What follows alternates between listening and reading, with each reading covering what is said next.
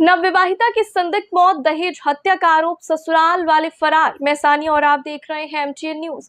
मुजफ्फरपुर के मीनापुर प्रखंड के पानापुर थाना क्षेत्र के भिलाईपुर गांव में 19 साल की नवविवाहिता नंदनी कुमारी की संदिग्ध परिस्थितियों में मौत हो गई है। घटना के बाद परिजनों ने ससुराल पक्ष पर दहेज के लिए हत्या का आरोप लगाया है। परिजनों के मुताबिक नंदनी की शादी करीब 1 साल पहले ही हुई थी और शादी के बाद से ही उस पर दहेज को लेकर के दबाव बनाया जा रहा था और प्रताड़ित भी किया जा रहा था।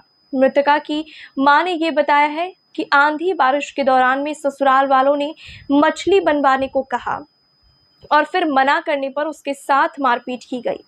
मां का यह भी आरोप है कि शनिवार सुबह भी खाना बनाने को लेकर के विवाद हुआ और नंदनी ने फोन कर ये बताया है कि उसके साथ में मारपीट हो रही है और इसी दौरान फोन पर बात करते करते ही उसका मुंह दबा करके और गला घोट करके हत्या कर दी गई। परिजनों का ये भी कहना है कि दहेज की मांग पहले से ही की जा रही थी, जिसे पूरा नहीं करने पर यह घटना हुई है।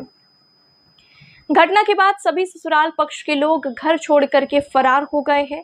सूचना मिलने पर पानापुर थाना पुलिस मौके पर पहुंची और शव को कब्जे में लेकर के पोस्टमार्टम के लिए मेडिकल कॉलेज भेज दिया गया है। पुलिस का यह भी कहना है कि मामले की जांच की जा रही है और पोस्टमार्टम रिपोर्ट आने के बाद मौत का कारण स्पष्ट होगा। फिलहाल परिजनों के आवेदन के आधार पर ही आगे की कार्रवाई की जाएगी। फोन कर जरूरी के मामला यही हुआ है कि नंदनी कुमारी लड़की थी मेरी, भिलाईपुर शादी किए थे। जब जब लड़की यहाँ आ रही थी तब ये लोग पूरा फैमिली मिलकर लड़की के मार रही थी और कि फोन की कर ले मछली बनाने के लिए कि बोल बारिश हुआ और आंधी आया उसमें मछली बनाने के लिए, तो आंधी में कैसे मछली बनाएगी। इस कारण से लड़की के कान पर मारा, तो कान के दर्द तो सवेरे भी फोन की है कि से खाना बनाओ चूल्हा पर, तो लड़की बोली हम चूल्हा पर खाना कैसे बनाएंगे, तो नहीं चूल्हा पर खाना बनाओ। उसी पर खत्म लड़की के मुंह दाब दिया है, फोने पर लाइन था मुंह दाब दी है। मुंह दाबने के बाद रस्सी से बस उसके बाद में फांसी लगा दिया है और मार कर बिछौना पर सब मिलकर मार कर टांग दिया झूठों के। शादी कब किए थे बच्चे? साल भर हो गया सर। कहाँ पे शादी की? भिलाईपुर में किए थे। ऐसा कीजिए कि और किसी लड़की के साथ में ऐसा होना नहीं चाहिए और कि ये पूरा फैमिली घर छोड़ के भी भागा हुआ है। ऐसा कीजिए कि उसको फांसी की सजा होना चाहिए। किसी लड़की के साथ में ऐसा गलत नहीं होना चाहिए। हमको यही न्याय चाहिए। आप कौन हैं? चाची है जी। दहेज के कारण सर, दहेज मांगा था बेसी, हमको नहीं सकाया हुआ। बुलेट मांगा था और छोटा गाड़ी का वो पैसा लिया, 2 लाख रुपया गाड़ी का लिया, 4 लाख नगद लिया, कहा कि 7 लाख नगद लेंगे, वही नहीं मिला तो उसको बार बार उसको मतलब कि मारने के लिए उसका छोटा देवर आता था बार बार कि इतना ही पैसा में इस घर में कैसे तुम रहो। उसके बाद उसको मारा पीटा, पहले भी शादी के 2-3 महीना बाद भी मारा और ये लोग जबरदस्ती दिनेश का परिवार भेज दिया उसको। वहां से हम नहीं बिदागरी कर रहे थे, फिर भी वो जबरदस्ती कहा कि नहीं सोमवार के लड़की जाए, तो हम भेजे वो वहां से। हम कहे ठीक है, वहाँ कहिए वो लोग को ठीक से रहने के लिए, हम भेजेंगे लड़की को। तो हम कहे कि हम सावन में भेजेंगे, तो नहीं सोमवार को भेजिए, मतलब यही बैसाख में।